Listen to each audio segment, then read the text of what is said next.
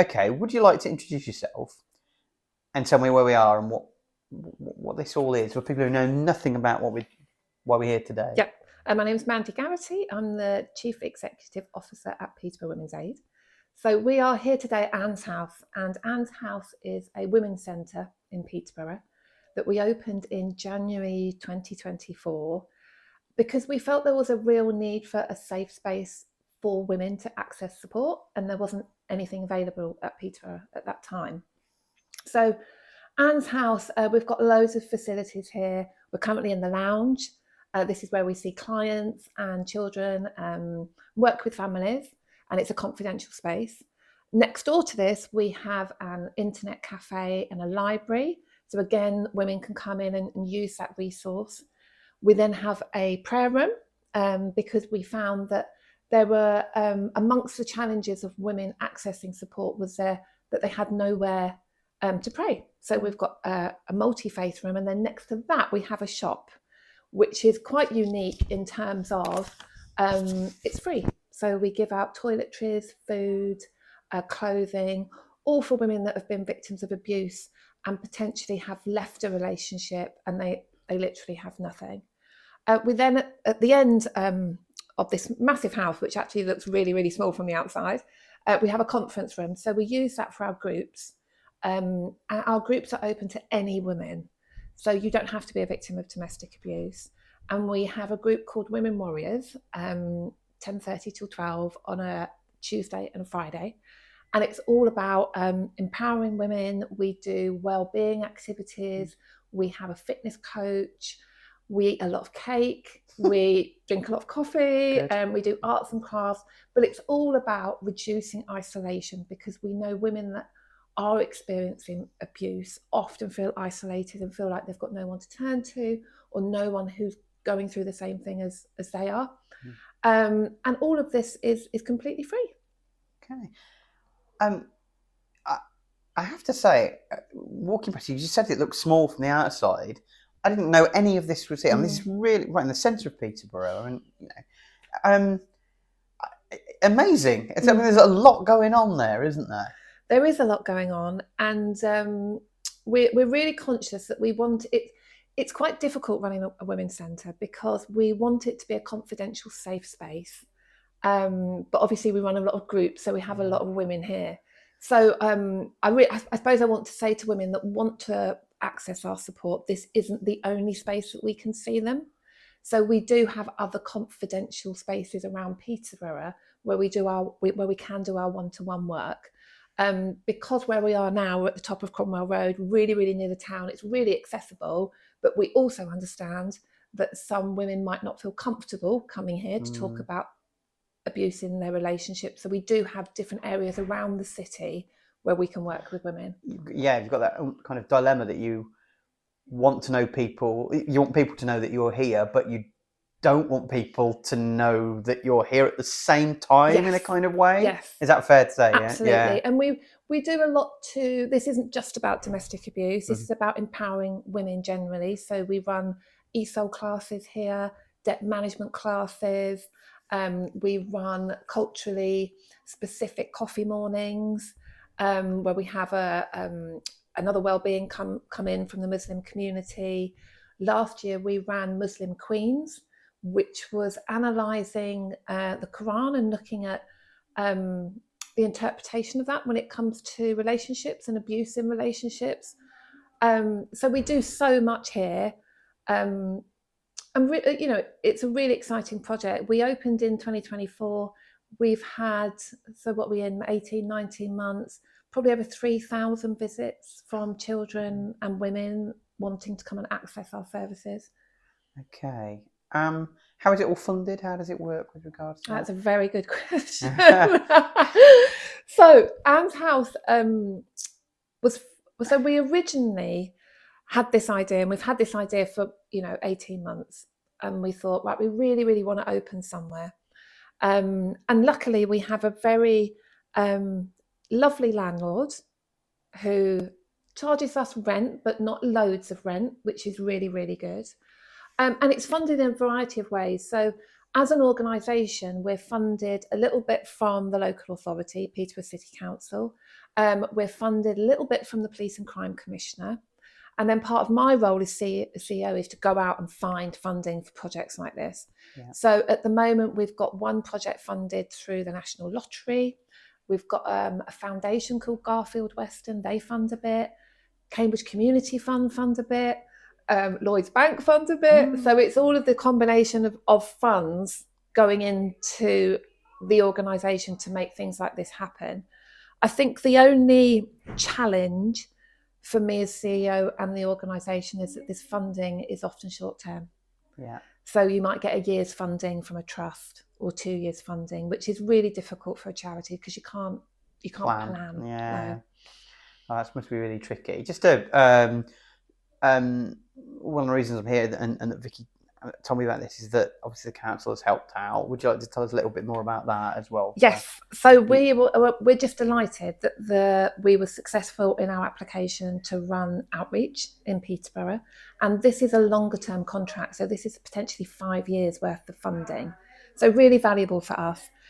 So the contract is to run community outreach, and we have named the project the Peacock Project. And I say we. It wasn't Peterborough Women's Aid. We actually took this to one of our survivor boards and said, we've won this contract. We want to call the project something. And they came up with the name. Mm-hmm. So we thought that was amazing. This has been named by the people that we work with. So the funding allows us to have a team that can work with women in the community or Anne's house or in their home if it's safe. And we can offer a wide range of services. So safety planning, risk assessment, counselling, emotional support, group work, access to stuff here, court support, debt management, benefits. So anything really that the abuser experienced has had a knock-on effect to them. Mm. So our support isn't time bound. You know, we've had some women that we've supported for years, some women that actually just want a quick conversation with us. We can help women find alternative accommodation, go into a refuge. So really it's this big holistic approach to recovery for any clients. And clients can come to us, they can self-refer, and they can do that. We've got our helpline number on our website, or we can, professionals can refer in as well on behalf of a client if maybe a client isn't feeling that confident. So that might be, I don't know, police or something, health, police, social care. Yeah. Yep. I just wonder, when we think of domestic abuse, I wonder whether this is silly. I don't know whether this is a silly question. Do people know they're being abused always? Do women know they're being abused? Not always. So we always, and you'll see why I'm speaking, I always kind of refer to clients as women. And statistically, 94% of all reported offensive abuse, women are the victim, which is why we tend to talk like this. But we do know that there are male victims of abuse, and the Peacock Project supports all genders and all identities. So to make that really clear, a lot of people, and I will say women, that are in an abusive relationship do not know that it is going on because it's become a way of life for them. And when we look at things like coercive control, because they've been experiencing that for so long, that it's just, they just get used to it. Second nature, that is their lifestyle. Yes, yeah. And we look at things like coercive control. So examples, I always use this example because it kind of blew me away when I was working with a client. She wasn't allowed out of the house while the perpetrator went to work. And he would put post-it notes around the house with jobs that she had to do while he was at work. Now, she never knew how many post-it notes he'd left. So she would spend the day trying to find these post-it notes, because when he came home, if there was one that she hadn't done, there would be a physical consequence to her. So that's the epitome of coercive control. He's controlling her when he's not even there, and she is in fear of what will happen. But then if you take that to the police, where's the evidence? Who's going to believe that? You know? So it's these things that victims of abuse experience, being made to eat out of dog bowls, not being allowed to sleep, Not being able to, I shouldn't yeah, think, yeah. through worry and stress. Gaslighting, being made to think that they're actually the perpetrator. So there's loads of things that women victims live with day to day, that they've just learnt to live with because that's safe for them to do so. And we know if a victim leaves an abusive relationship, their likelihood of being killed by that perpetrator goes up 70%. And we also know that victims have reached out on average in between 7 and 10 times to agencies to ask for help. So they might have gone to the school with the kids and said, oh, you know, my relationship's really not good at home. And the school have gone, oh, never mind. You know, she might have gone to the GP and said, oh, my mental health is really hard because of my relationship at home. Oh, we'll give you some tablets. So she's attempted to disclose and no one's picked up on that. And it's an average of 7. And it's an average of 7 to 10 professionals she will try and tell about what she's experiencing before anyone actually listens and does something. So you can see why people don't leave. And obviously the risk massively increases. And then you have threats from the perpetrator. I will kill myself if you leave. I'll take the children away. I'll report to social services. I'm the one that brings in the money. So it's never that cut and dry. People always say, well, she'll just leave if she's getting beaten up or controlled. But it's so much more than that. Just obviously without identification, what happened to the lady with the post-it notes? What happened? She accessed, this is how I know the story. So she accessed our support, and eventually, I think we supported her for about a year. Eventually, she left that relationship, and we managed to get her away safely and into a refuge. And then from there, she can build her life and be helped by. Yeah. Is it a bad problem in Peterborough? The abuse. What's the data? Do you have any sort of? So the recent, I think it was DASV needs analysis, said that we think, and this is when we look at the population and we look at the number of offences that have been reported, we look at the number of call-outs, we think on average there are 7,000 victims a year in Peterborough. In a population of 220,000 or so. Yes. So that's it's really high. That's an awful statistic. Yeah, and the stats are generally 1 in 4 women will experience domestic abuse in their lifetime, and 1 in 6 men will. And of course, lots of people won't. You just said won't report it in the first place, or experience it for many years without reporting it and things. Yeah. So that's a pretty tough thing for you to break through to the people like that, isn't it? I mean, that must be a real challenge. It's a real challenge, and especially in Peterborough, because Peterborough is such a diverse community. And this is why we're incredibly proud that we run 2 specialist projects here. So we run a Lithuanian project because I'm not sure that around about this, that the last 12 domestic homicides in Peterborough, 5 of them are Lithuanian women. Nearly half. Okay. That's showing there's a huge need for support for Lithuanian women. So we opened our Lithuanian Women's Project about 3 years ago, and it was funded through the Police and Crime Commissioner. That ended, but we've been really lucky that we've been supported by other foundations to keep that going. So that is about supporting Lithuanian victims in their own language, which is key, and understanding all the issues that are going on in that community and keeping Lithuanian women safe.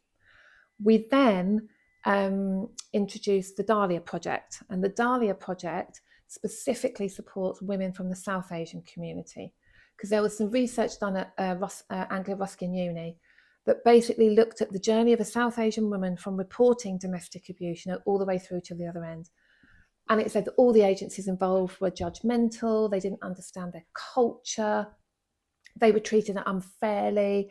An example was police wanting to speak to a female victim alone in a room in the house, and culturally that was not allowed for that woman to be with a strange man. All of these things that weren't, women being put in taxis to escape in Peterborough, when the majority of taxi drivers are from the Pakistani community in Peterborough, and everyone knows it. All of this stuff, it wasn't culturally competent. So we introduced the Dahlia Project, and we support women from the South Asian community, in their own language, so multiple languages our staff speak. And we do a lot of training in the community now around honour-based abuse, forced marriage, female genital mutilation. And we also support, which is very unique, women that have no recourse to public funds. And we're the only service in the east of England that do that. That must be quite, when you're talking about different cultures, we have so many We do. in Peterborough, from like you just said, to South Asia, but through to Africa. You know, when now go to Sudan, Eritrea, Ethiopia, there are hundreds. So that must be quite a tricky thing to know all the different cultural things, like female genital mutilation and things like that. Knowledge that you must have to have. I tell you what, we're learning all of the time, yeah, because we have clients come to us that have experienced different types of abuse because maybe of their culture, not because, an excuse is their culture or their religion, maybe. But we are trying to reach out to all communities. I was talking to you earlier about our show on Salam FM, which we do every other Monday, 12 till 1. And this is about engaging with communities that necessarily wouldn't know about us or feel confident accessing our support. And it's just really spreading awareness about what we do, about things going on for women in Peterborough, and giving people that other route into our services. Yeah. When you hear about the different cultures and or when you help other cultures, does it make you angry or sad, or when you see some of the stories in the news about how different cultures are regarded by the media, by what people say on social media? How does that make you feel? It does make me. It makes me sad, actually, because, you know, not only me but the organisation, we're a really inclusive organisation, and we've worked so hard to be inclusive and to be able to reflect the diverse community of Peterborough. And from our experience, I know there's so much in the news at the moment, isn't there, about migrants, about boats and everything.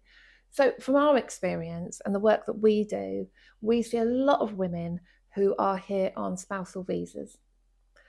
They come into this country because their husband lives here, they have children, and then he starts abusing her.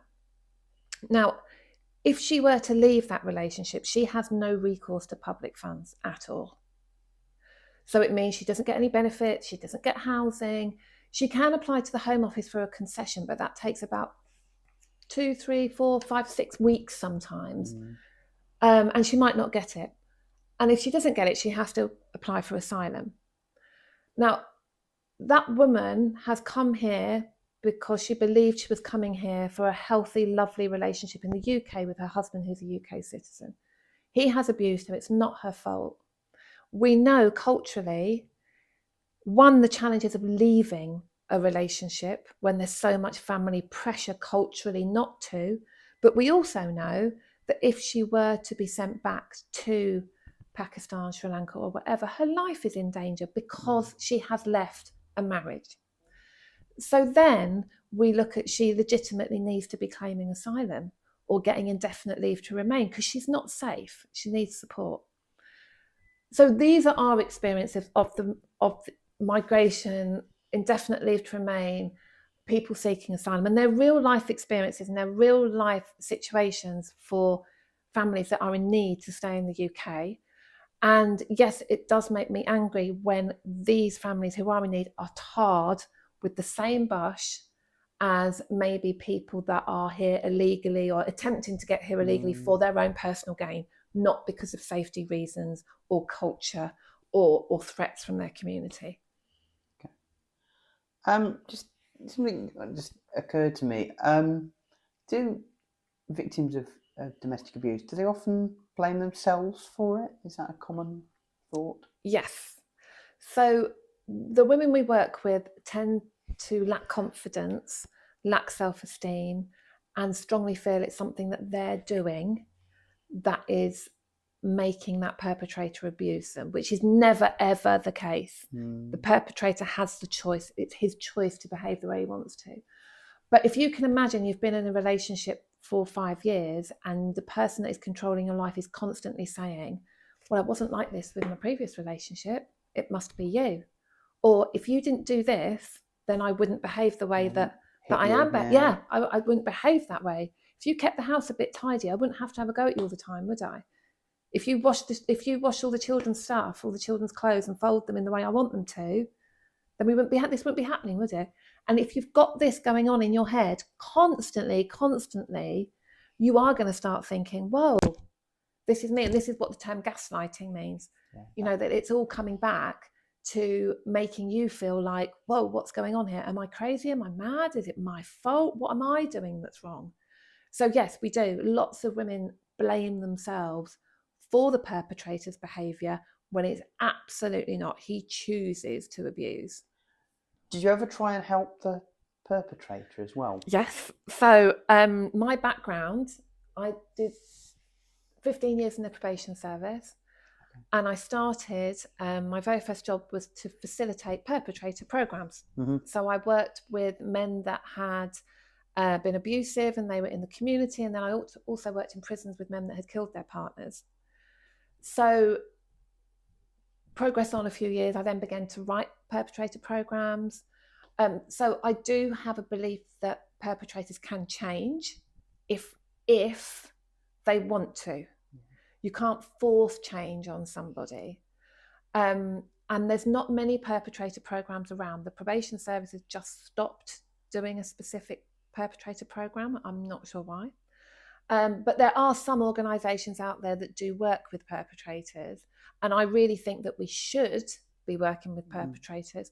And more so, in my view, the younger perpetrators. So when you ask someone what is domestic abuse all about, normally the response from like someone like me would be, oh, it's all about power and control. It's about a perpetrator wanting power and control. But when you look at younger men, boys, 18 to 25 type thing, and when I used to work with them as perpetrators, what happens is that they use reactive violence first. So they might be having an argument with their girlfriend. They slap the girlfriend shuts up. He's got what he wanted, he won. So he then has the power and control. But that wasn't his intention in the first place. It was just to stop It was to stop. But actually he's thinking, well, that worked. So what does he do next time? Yeah, that's the method. And that's how it keeps going. And that's how he begins to get power and control in the relationship. And all these other abusive categories fall into that. So what I'm passionate about, and I'm going to go on now about this, but is working with children and young people. So what I found when I was working with younger perpetrators was the lack of being able to express their emotions positively. And it was either anger was the first emotion they get to. They don't get anxious, frustrated, scared. They just go from here to anger. 100 miles an hour. Yeah. So a lack of being able to a lack of emotional recognition and being able to communicate that. And also not really knowing what a healthy relationship is. Too much reliance on the likes of Hollyoaks or, seeing stuff on TikTok and Netflix. And what is a healthy relationship? And then also parents taking a back seat in what is a healthy relationship because they think, well, they've seen it all now because it's all on social media. And do I really need to model that and teach that because it's out there for the world to see? Whereas when I was growing up, there was nothing like that. You were told, your mum told you how to behave in a relationship and dad told the boys how to behave in a relationship, and that was that. So on the back of all of that thinking, we got some funding last year from the NHS, or the year before, to run the Escape Project. And the Escape Project is supporting children and protecting through education. So what we do now is we go into primary schools and we work with young people, 6 to 11, who have experienced domestic abuse in the household. And we look at them being able to identify the emotions that they're feeling and being able to express them in a positive way and giving them skills to do that. We then go into secondary schools and sixth forms and we do PHSE or PSHE, I can't remember which one it is, lessons, assemblies, workshops around healthy relationships. So we've done, this year, I think we've touched 3,000 students across Peterborough and Huntingdonshire. We've done stuff on consent. We've done stuff on coercive control. Excuse me. We've looked at exactly what Andrew Tate has written about women in the media. We've looked at why do we idolise people like that. We've looked at the messages we get from social media on TikTok about how you should be treated in a relationship or treat people. We look at the dangers of Snapchat and real live stuff which is going on for these young people that no one else seems to be challenging. And this isn't about saying to a young person, don't read what Andrew Tate says, don't follow him on Instagram. It's about saying, let's have a think about this. What's he saying here?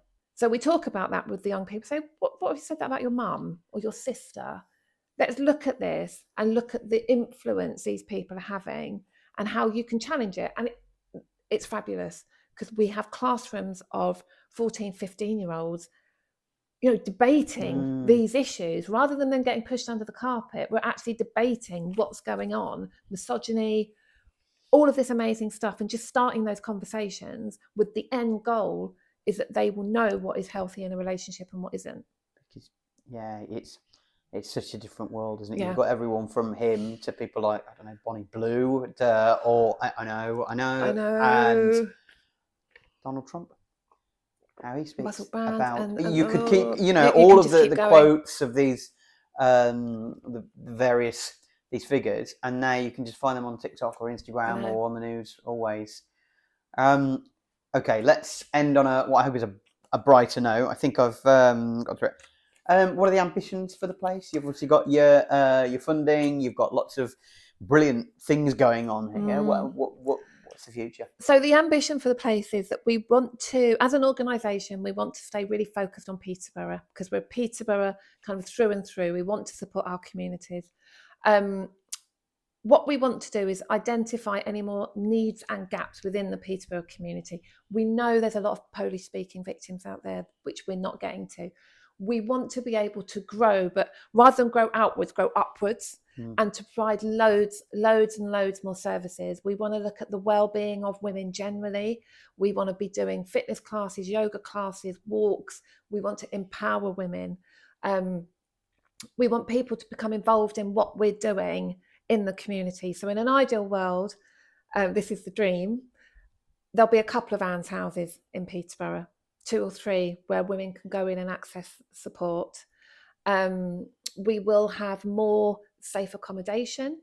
We're hoping to expand our refuge provision and have emergency accommodation for women and children in Peterborough. And just grow and get bigger and better, but just really listen to the needs of the community and then react to that and fill those gaps, and just provide the best possible service we can.